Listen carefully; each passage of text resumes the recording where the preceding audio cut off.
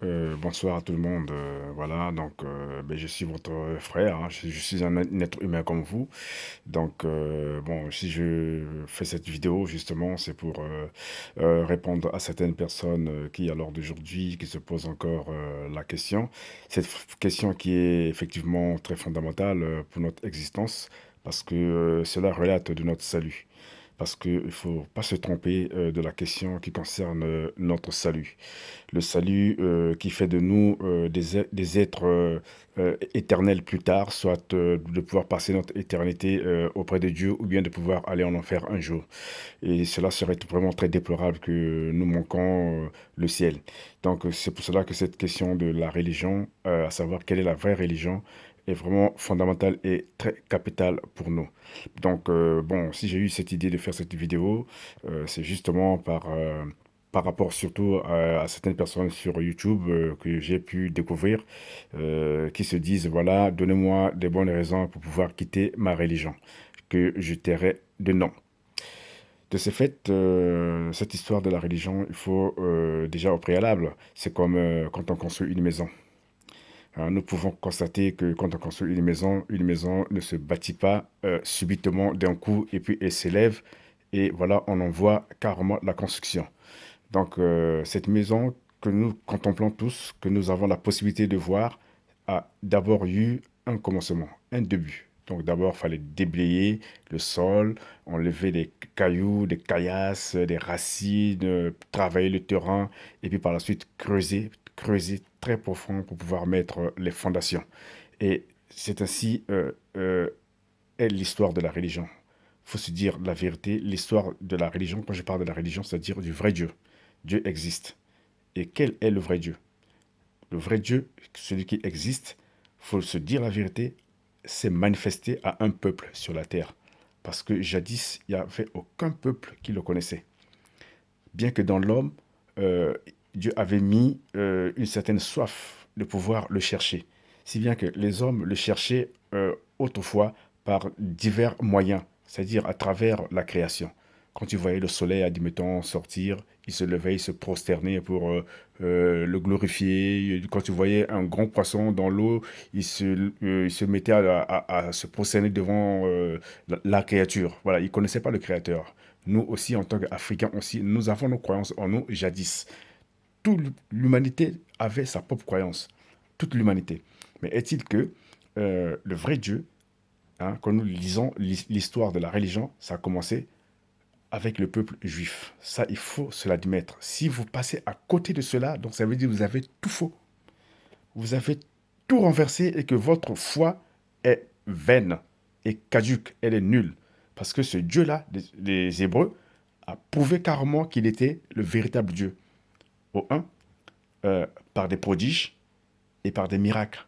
Il a construit toute une histoire avec ce peuple-là. Voilà. Donc, cela, tout le monde doit le savoir. Voilà. Le fait qu'il a construit toute une histoire avec tout un peuple, et un peuple dont l'histoire a relaté qu'ils étaient complètement esclavagés pendant 400 ans, et qu'il est venu les délivrer à travers Moïse. Mais avant Moïse, il y avait aussi une histoire. Donc l'histoire qui nous ramène carrément au livre de la Genèse. Le livre de la Genèse que Moïse lui-même a écrit, que Dieu lui a montré comment est-ce qu'il avait créé l'humanité, comment est-ce qu'il a créé notre monde, comment est-ce qu'il a créé l'univers, comment est-ce qu'il a créé la terre, comment est-ce qu'il a créé l'homme. Voilà. Et de cette histoire-là, Moïse relate très bien ce qui s'était passé dans les jardins d'Éden. Bon, je ne vais pas aller trop loin, bien qu'il y a plusieurs versions qui diffèrent carrément de cette histoire-là, mais la véritable histoire qui a été écrite par Moïse dit que Dieu avait parlé à l'homme. Voilà, ça c'est l'histoire de la religion que je vous explique, hein. Donc si vous voulez connaître la vérité, écoutez bien cette histoire-là. Donc Dieu avait parlé à l'homme et la femme. Dieu leur avait donné des recommandations. Après leur création, Dieu leur avait donné la permission de pouvoir tout manger dans le jardin d'Éden dans lequel il les avait mis. Il leur avait donné la permission de pouvoir tout manger. Voilà, mais sauf l'arbre du fruit de la connaissance et du bien, hein, la connaissance du mal et du bien. Cet arbre-là, il n'était pas question qu'il puisse être en contact avec ce fruit-là, avec cet arbre-là. Cela ne sont que des symboles que je ne voudrais pas non pas aller en profondeur, mais je voudrais là seulement l'historique en résumé. Donc, entre autres, c'est pour dire que Dieu avait donné des recommandations. Et après cela, Dieu, après avoir tout créé, il se retira. Maintenant, l'homme était euh, laissé dans le jardin pour vivre sa propre vie avec sa femme.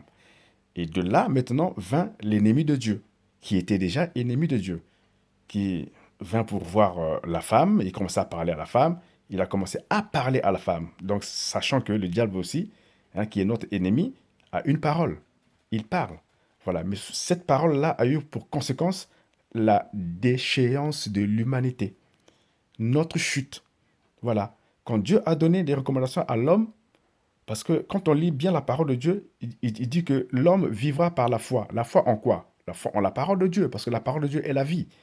Voyez-vous? Donc Dieu est la vérité. Il ne peut pas nous mentir. C'est comme vous, aujourd'hui, si vous avez des enfants, vous ne pouvez pas mentir à votre enfant. C'est pas possible. Quelqu'un d'autre peut le faire, mais pas vous. Donc vous êtes tenu par un code de déontologie, de respect. Parce que vous êtes un géniteur, un transmetteur. Vous êtes le père. Donc vous ne pouvez que dire la vérité à vos enfants. C'est ainsi que Dieu est la vérité. Voilà. Donc la parole de Dieu qu'il avait donnée à l'homme, il avait dit la vérité à l'homme que le jour où tu mangeras l'arbre de la connaissance du bien et du mal, tu mourras. Voilà. Il avait déjà prévenu l'homme, il lui avait dit la vérité. Mais son ennemi, quand il est rentré en douce, il va dire le contraire à l'homme. Mais Dieu sait, le jour que vous en mangerez, vos yeux s'ouvriront. Vous serez comme lui en ce qui concerne le bien et le mal. Voyez-vous? Donc, il a prêché aussi à la femme. Il a prêché à la femme un autre évangile, une autre parole de contradiction qui est contrairement carrément à la volonté de Dieu lui-même. Et c'est cette parole-là que la femme avait cru, qu'il avait transmis à son mari, à l'homme qui était auprès d'elle. Et après, ils avaient désobéi ensemble, hein, aux recommandations que Dieu leur avait données. Voyez-vous? Donc aujourd'hui, il faut se dire une chose. Quand vous parcourez, admettons, la Torah qui est l'Ancien Testament, de l'Ancien Testament,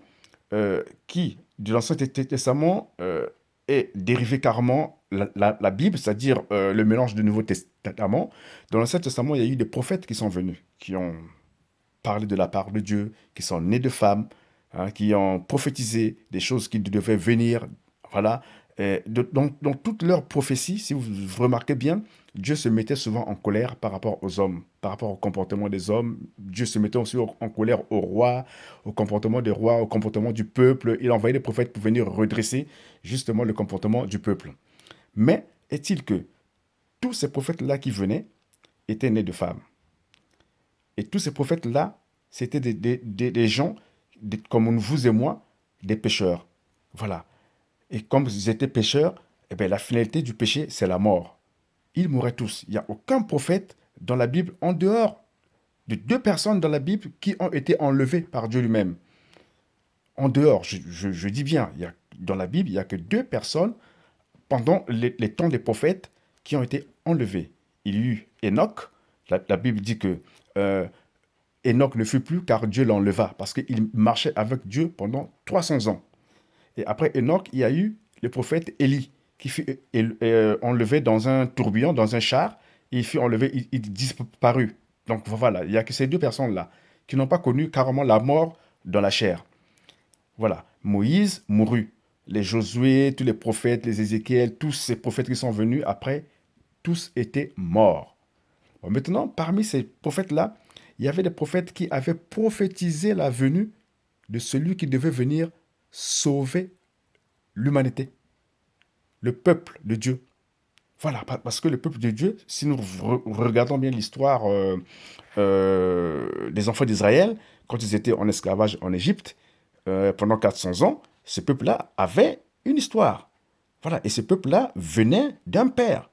Voilà, et ce père-là, c'était Jacob, qui avait mis au monde 12 enfants. Et ces 12 enfants-là, ce sont eux, à leur tour, qui ont eu des enfants, qui ont constitué les 12 tribus d'Israël. Voilà, donc j'ai pas, c'est-à-dire, j'ai pas le temps de vous relater leur nom, mais en tout cas, c'est ce peuple-là qui, longtemps après, est devenu esclave en Égypte. Et le temps que Jacob lui-même, il était fils d'Isaac, et Isaac lui-même était fils d'Abraham. Voyez-vous, et Abraham lui-même qui était ami de Dieu. Voilà, donc Dieu avait promis à Abraham une descendance. Voilà, une descendance nombreuse. Et voilà, c'est cette descendance d'Abraham-là, finalement, qui s'est retrouvée en Égypte. Et Dieu avait prophétisé à Abraham aussi que ces descendances devaient être en esclavage dans un pays étranger. C'est-à-dire qu'il jugerait par une main puissante le peuple par lequel les enfants d'Abraham, les descendants d'Abraham allaient être en esclavage.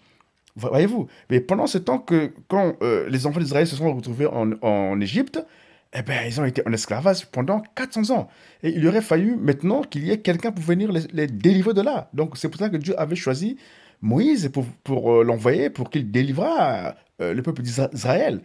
Quand Dieu s'est manifesté à Moïse, voilà, en disant, Moïse, voilà, j'ai vu la souffrance de mon peuple et je suis venu pour le délivrer car j'ai vu les souffrances que son oppresseur le fait subir. Donc toi, je te choisis pour que tu sois ma bouche, pour que tu ailles parler à Pharaon de libérer mon peuple. Voilà, donc nous connaissons l'histoire. Voyez-vous, donc ce Dieu-là que tout le monde cherche, c'est lui le véritable. C'est lui. Voilà. Or, Moïse avait seulement entendu une voix et il avait vu un buisson qui était en train de se brûler, mais sans se consumer. Et lorsqu'il a voulu s'approcher pour regarder, voilà, une voix sortie de ce buisson-là et commença à lui parler. Cette voix s'est présentée à lui. Voilà, je suis le Dieu d'Abraham, je suis le Dieu d'Isaac, le Dieu de tes ancêtres. Voilà, c'est moi, je suis venu, j'ai entendu les cris de mon peuple. Voilà, je suis descendu pour le délivrer. Et toi, va, je t'envoie. Voyez-vous? Donc c'est ce Dieu-là justement que toute l'humanité devait chercher. Vous comprenez? Ce Dieu-là, c'est une personne réelle. Voilà, invisible qu'on ne voit pas. Une parole qui parle. J'espère que vous me suivez. Donc, de ce fait, eh ben, c'est Dieu qui a envoyé Moïse. Voilà, Moïse est la préfiguration de celui qui devait sauver l'humanité de l'esclavage entre les mains de Satan, pendant lesquels Adam et Ève avaient perdu carrément leur légitimité dans le jardin d'Éden et que l'humanité entière a été plongée entre les mains de Satan. Mais au commencement, il n'en était pas comme ça. Dieu, quand il a créé l'homme, il avait donné à l'homme la terre pour que la terre soit le royaume de l'homme et que l'homme en soit le roi et Ève soit la reine, hein, la reine de l'humanité. Voilà, dans le plan de Dieu, c'était ça. Maintenant, quand ils ont été déchus de leur trône, eh ben, c'est Satan qui avait pris la place. Et c'est ça, Satan et toute son armée invisible, ils ont investi carrément toute l'humanité entière. Et le péché est rentré. Et depuis que le ballon du péché a été roulé, il continue à rouler jusqu'à aujourd'hui. Donc ça veut dire que c'est Satan qui est au pouvoir. C'est pour cela que notre monde, qui est déchu